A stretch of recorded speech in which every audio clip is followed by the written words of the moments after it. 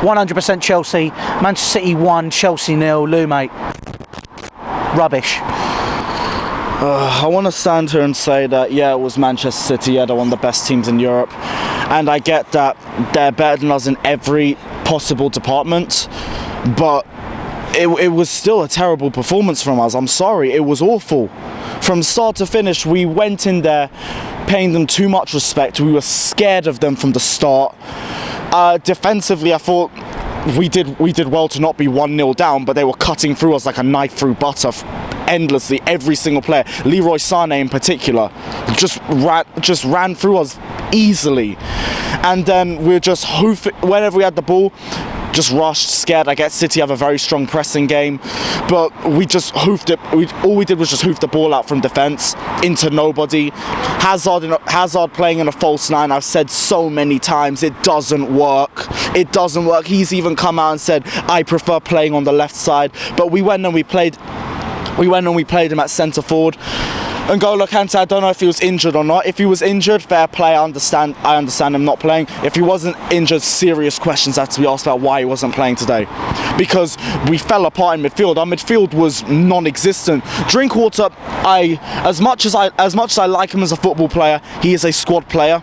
He is not at the caliber. He is not at the Chelsea caliber that we need our midfielders to be at. Fabregas was atrocious.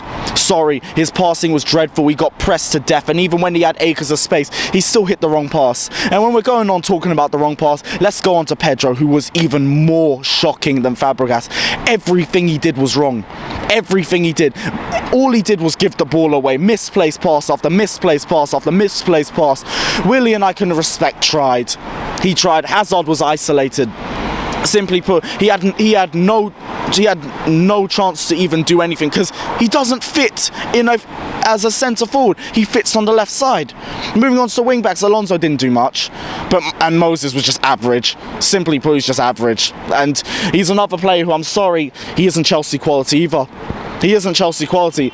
But then if there's one person who I think is mainly at fault for this result, it's the manager, Antonio Conte. I love Conte.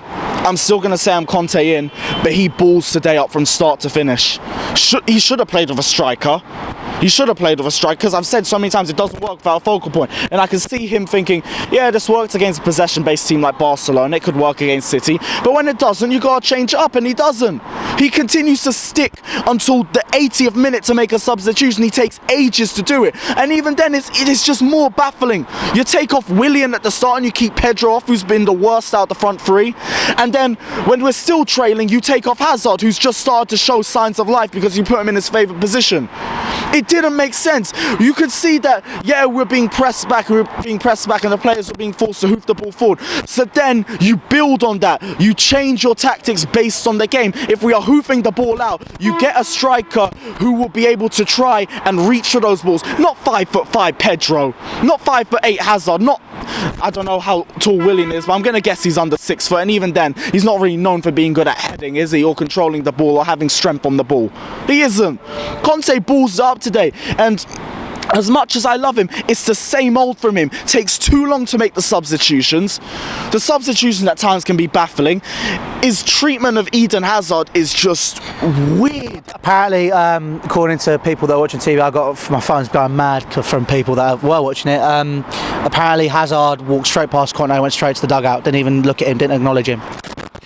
Well, I'll be real, it's starting to look like, I don't want to go out there and say this, I don't want it to be something that's too early, but maybe the players are starting to turn on him. We had that thing with Willian Hazard having that interview saying, yeah, we should play together more, but we won't because of Antonio. He came out and said that.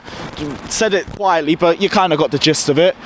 You got David Luiz with problems with him. You had Costa in the past. Thibaut Courtois now coming out and criticising his decisions. It's starting to look like he's losing the dressing room. It really is, and we're now 5 points off Spurs. Spurs are breathing space. It's worrying. It's worrying now. We've got Crystal Palace next, and you know what? They like facing us. They always seem to be able to nick a decent result against us. Wilfried Zaha turns into fucking Messi every time he plays us. So yeah, I think I've got every reason to be worried. I think I've got every reason to be scared. We're all worried. George is saying look on the positive side, and as much as I love him, if I had his positivity, I'd be a much happier person in life, I'll be honest. But I don't see a silver lining. Conte, Irony right there, just thought I'd point that out quickly. as much as I love Conte, I blame him for today, but I still come back and say the same thing. He hasn't been given the tools they asked for at the start of the season. I've been repeating this for months and I'll repeat it every single time. Do you think Conte, for me, he obviously, do you think he's putting heart and soul into it? Because you're saying he's making the wrong decisions again and again and again. Do you think that he's earning his keep? If you want me to be honest, I think he has slightly lost his passion. You can see it when we're losing. You can see he's still racing up and down the touchline, trying to tell the players what to do and everything.